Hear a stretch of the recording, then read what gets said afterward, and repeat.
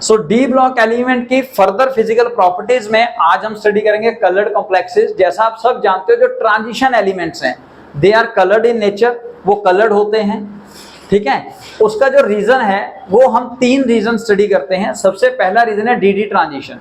DD transition का मतलब क्या होता है पुत्र, कि वो एलिमेंट्स जिनकी कॉन्फ़िगरेशन D1 to D9 है only they shows DD transition. DD transition का मतलब क्या है कि ये एलिमेंट्स में से जब आप व्हाइट लाइट उनके ऊपर फॉल करवाओगे, एलिमेंट्स के ऊपर व्हाइट लाइट फॉल कराओगे तो वो कुछ एनर्जी इलेक्ट्रॉन्स एब्जॉर्ब करके T2G से EG में जंप कर जाएंगे, जिसका मतलब क्या उन्होंने कुछ एनर्जी एब्जॉर्ब करी होगी। तो जो एनर्जी एब्जॉर्ब की है उस पर्टिकुलर वेवलेंथ की जो कॉम्प्लीमेंट्री कलर वाली या वेवलेंथ वाली लाइट होगी उसको वो इमिट कर देंगे, तो वो आपको शो होगा। उसको समझने के लिए आप कलर व्हील समझिए।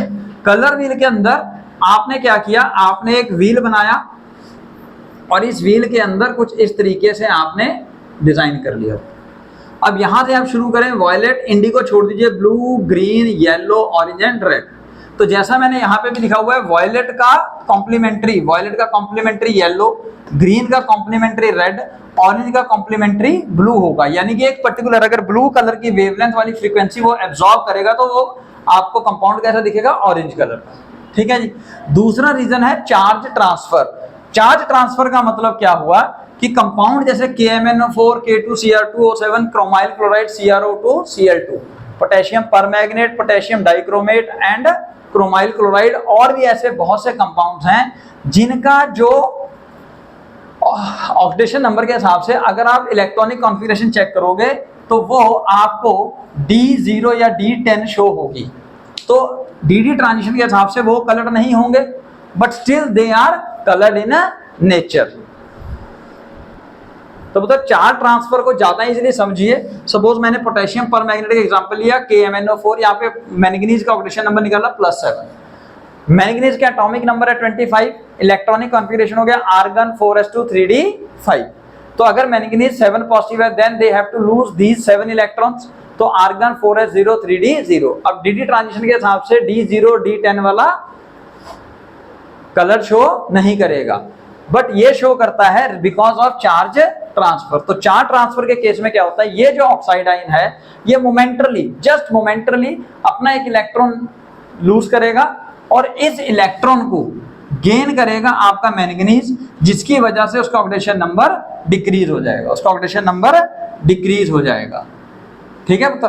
तो मोमेंटली ये इलेक्ट्रॉन लूज करेगा, इमीडिएटली ये इलेक्ट्रॉन छोड़ देगा, गेन करेगा, लूज करेगा, छोड़ करेगा, तो ये प्रोसेस इनमें चलता रहेगा। मेरी बात समझ में आई पुत्र? तो ये मोमेंटली है, फिक्स नहीं है, but because of this transfer of charge from oxygen to manganese, oxygen से इलेक्ट्रॉन्स ट्रांसफर हो गए मैंगनीज में चला जाता है, तो मैंगनीज का ऑक्सीडेशन नंबर आ जाता है +6 मोमेंटली, जिसका मतलब they had 1 electron in their outermost in 3D subshell. 3D subshell के अंदर उनके पास एक इलेक्ट्रॉन अवेलेबल है। तो अब हम कह सकते हैं because of charge transfer KMnO4, K2Cr2O7 और क्रोमाइल क्लोराइड जैसे कंपाउंड जो है they are coloured in nature. तो मतलब तीसरा कैरेक्टर है percentage of the covalent character. Simple सा कंसेप्ट है कि जितना कोवेलेंट कैरेक्टर ज्यादा होगा कलर उतना डार्क हो जाएगा, यानी कि डीप हो जाएगा। इसका उदाहरण लीजिए पहले, suppose silver chloride, silver bromide और सिल्वर आयोडाइड, इन तीनों के अंदर oxidation state chloride bromide iodide की -1 ही रहेगा। लेकिन कलर अगर आप ध्यान दें तो सिल्वर क्लोराइड व्हाइट कलर का प्रेसिपिटेट होते हैं। याद कीजिए 10th क्लास के अंदर आपने बहुत से एग्जांपल रिएक्शंस किए थे। Silver bromide pale yellow colour का और silver iodide dark yellow colour का, तो यानी कि जैसे जैसे मैं लेफ्ट से राइट जा रहा हूँ वैसे वैसे इनका कलर डार्क होता जा रहा है। तो ऐसा क्यों हो रहा है? Because of percentage increase in the covalent character.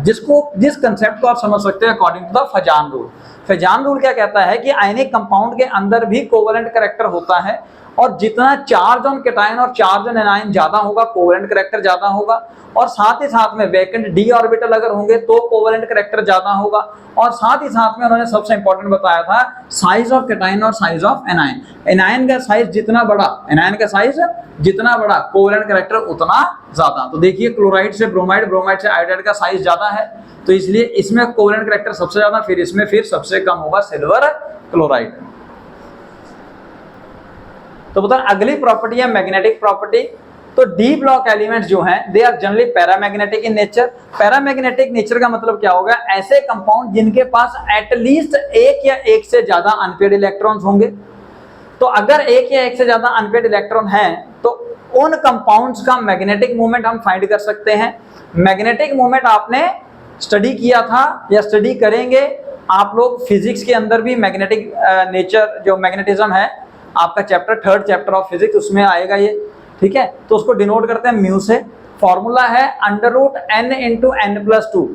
n क्या है पुत्र, नंबर ऑफ अनपेयर्ड इलेक्ट्रॉन्स, और इसकी यूनिट है Bohr magneton, Bm Bohr magneton, ठीक है। अब इसका एक शॉर्टकट भी है इसको समझने के लिए, इसको याद करने के लिए, कि अगर आपको मैग्नेटिक मूवमेंट कैलकुलेट करना है तो magnetic movement is approx, not exact, approx 0.75 times more than number of unpaired electrons. ये जस्ट एक ट्रिक है इसको निकालने का, क्योंकि अगर आप इससे सॉल्व करोगे तो यहाँ पे आपको कैलकुलेशन बहुत ज्यादा करनी पड़ेगी, मैथमेटिक्स ज्यादा यूज हो जाएगी, तो मुश्किल हो जाता है। ये शॉर्टकट है। So Bohr magneton is approx 0.7 times more than number of unpaired electron. Sir इसका मतलब क्या है कि अगर किसी के पास नंबर ऑफ अनपेयर्ड इलेक्ट्रॉन 1 है तो उसका बोहर मैग्नेटॉन उसका क्या है, मैग्नेटिक मूवमेंट कितना होगा, 1 + 0.75 करके एग्जैक्टली 1.75 बोहर मैग्नेट, एग्जैक्टली नहीं, अप्रोक्सीमेट 1.75 बोहर मैग्नेटॉन लिख सकते हो, ठीक है पुत्र। इसके बेस काफी क्वेश्चंस भी आए हुए हैं। तो पुत्र यहाँ पे मैंने आपको बताया कि अगर नंबर ऑफ अनपेयर्ड इलेक्ट्रॉन 1 है तो जो मैग्नेटिक मूवमेंट है वो अप्रोक्सीमेटली 0.75 टाइम्स ऐड कर सकते हो into that number of unpaired electron. तो एक क्वेश्चन आया हुआ है आपके कंपटीशन में, कहता है जी कंपाउंड दिए हुए थे 4 और उन चारों कंपाउंड में से बताना है which has the magnetic movement 2.83 Bohr magneton. तो मैंने यहाँ पे 2 लिखे हैं, निकल 2 पॉजिटिव और मैंगनीज 2 पॉजिटिव, इन दोनों में से कोई एक आंसर था। तो क्या किया, सबसे पहले आपने मैग्नेटिक मूवमेंट का फॉर्मूला लगाया, क्या, n + 0.75। तो n निकालने के लिए आपने 2.83 में से 0.75 माइनस किया, वैल्यू आई 2.08। तो 0.08 तो जो इलेक्ट्रॉन है वो नहीं हो सकते, इलेक्ट्रॉन इंटीजर में होंगे, तो n की वैल्यू आ गई 2, नंबर ऑफ अनपेयर्ड इलेक्ट्रॉन्स 2 आ गए, ठीक है पुत्र। तो n की वैल्यू 2 है, तो अब number of unpaired electron 2 find कर लो। सबसे पहले मैंने निकल उठाया, निकल का atomic number 28, electronic configuration argon 4s2 3d8, निकल 2 पॉजिटिव मतलब 2 इलेक्ट्रॉन गायब। 2 इलेक्ट्रॉन किस में से जाएंगे पुत्र, डेफिनेटली 4s में से, आते भी 4s में है, जाते भी 4s से हैं। तो 4s 0 3d8 हो गया पुत्र। 8 का मैंने बनाने की कोशिश की तो 5 ऑर्बिटल्स में 8 इलेक्ट्रॉन जब डाले तो डेफिनेटली 2 अनपेयर्ड इलेक्ट्रॉन मुझे मिले, यानी कि मेरा आंसर हो गया निकल 2 पॉजिटिव। तो पुत्र अगली जो प्रॉपर्टी है वो है catalytic property. D block elements और डी ब्लॉक एलिमेंट्स के द्वारा बनाए गए कंपाउंड्स बहुत ही अच्छे कैटलिस्ट होते हैं। उनका सबसे मेन इंपॉर्टेंट 3 कारण होता है। सबसे पहला दे है वेरिएबल वैलेंसी। तो वेरिएबल वैलेंसी अभी मैंने आपको पढ़ाया भी कि वेरिएबल वैलेंसी होने की वजह से ये नंबर ऑफ टाइम्स अलग अलग ढंग से अलग अलग इलेक्ट्रॉन्स लेके अलग अलग तरह के कंपाउंड बना सकते हैं, यानी कि they have tendency to form variable compounds also, ठीक है पुत्र। Then due to the vacant D orbital, again same, vacant D orbital होने की वजह से they can form the intermediate compounds very easily, intermediate compounds very easily, और उस intermediate compound का जो एक्टिवेशन एनर्जी है वो लो होती है, ठीक है पुत्र। तो भैया वही तो कैटलिस्ट हैं जिन जो इजीली रिएक्शन को कंप्लीट कर दें, नंबर ऑफ रिएक्शन शो कर सके, या फिर जिनकी एक्टिवेशन एनर्जी कम हो, ठीक है। And their shape and structure, their shape and structure का मतलब क्या है, जस्ट लाइक आपको एग्जांपल दिया जाता है हनी कॉम का, ठीक है, मधुमक्खी के छत्ते का। तो इनका जो स्ट्रक्चर या शेप होता है that is somehow like Honey com, just like a zeolites, यानी कि they have a large surface area, have large surface area। जैसे मधुमक्खी के छत्ते में बहुत छोटे छोटे छोटे छोटे छेद होते हैं, तो इनका स्ट्रक्चर जो होता है वो पोरस स्ट्रक्चर होता है, पोरस। तो पोरस स्ट्रक्चर होने की वजह से they have large surface area, और उस सरफेस के ऊपर इजीली रिएक्टेंट आके एडसॉर्ब हो जाते हैं। क्या हो जाते हैं, एडसॉर्ब, और वो रिएक्टेंट जो है वो इजीली साइट लेके एब्जॉर्ब होके फिर रिएक्शन शो करते हैं, ठीक है जी। इनके बहुत ही मशहूर कुछ एग्जांपल हैं, जैसे वेंडियम पेंटाऑक्साइड V2O5। वेंडियम पेंटाऑक्साइड जो है ये एज अ कैटलिस्ट यूज होता है in contact process, contact process के अंदर, कॉन्टैक्ट प्रोसेस क्या है पुत्र? Process for the formation of sulphuric acid. तो बेसिकली सल्फर डाइऑक्साइड को सल्फर ट्राइऑक्साइड में कन्वर्ट करने के लिए आप यूज करते हो वैंडियम पेंटाऑक्साइड। इसी तरह से आप और भी एग्जांपल ले सकते हो, जैसे कि आप लीजिए फाइनली डिवाइडेड निकल या आयरन, फाइन डिवाइडेड निकल या आयरन, जो कि यूज होता है इन हेबर्स प्रोसेस। हेबर्स प्रोसेस भी अगर आपको याद हो तो that is a process in which ammonia is form. तो हम नाइट्रोजन को और हाइड्रोजन को कंबाइन करते हैं इन फाइन डिवाइडेड निकल और platinum, then we will get ammonia. क्या बना यहां से? तो पुत्र कुछ एग्जांपल्स मैंने आपको बताया, जैसे वैंडियम पेंटाऑक्साइड सल्फ्यूरिक एसिड बनाने के लिए यूज होता है as a catalyst, then finally divided nickel या आयरन यूज होता है in Haber process for the formation of ammonia.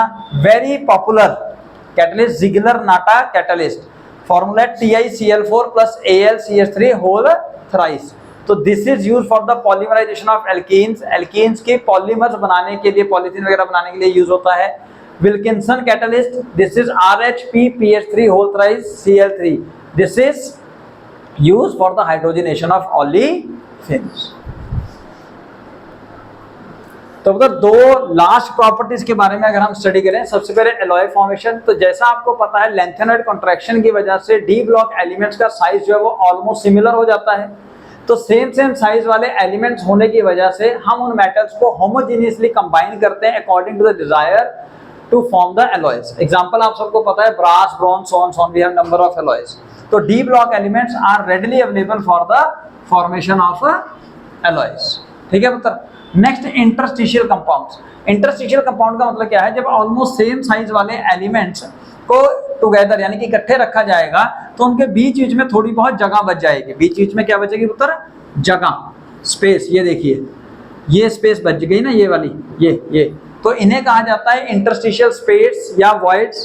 तो इन वॉइड्स के बीच में जो छोटे छोटे एटम्स हैं या छोटे छोटे एलिमेंट्स हैं, उनके atom like carbon, hydrogen, nitrogen जैसे जो, ऑक्सीजन जैसे जो छोटे एलिमेंट्स हैं, वो इनके बीच में जाके फंस जाते हैं, resulting to form a new type of compounds named as interstitial compounds. तो यही लिखा है, compound formed when small elements fix in the void between the large size D block element resulting to form the interstitial compounds. Interstitial compound जो है they are chemically very less reactive, it means they are almost inert in nature.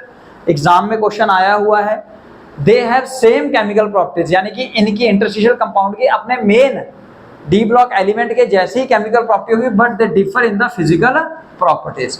ये interstitial compound normal compound के मुकाबले, normal element के मुकाबले hard होंगे, high tensile strength होगी और वो अपने मेटालिक प्रॉपर्टी को रिटेन करेंगे। But one more important point, they have low malleability and ductility as compare to the pure D block element. So this is the physical properties of a D block elements.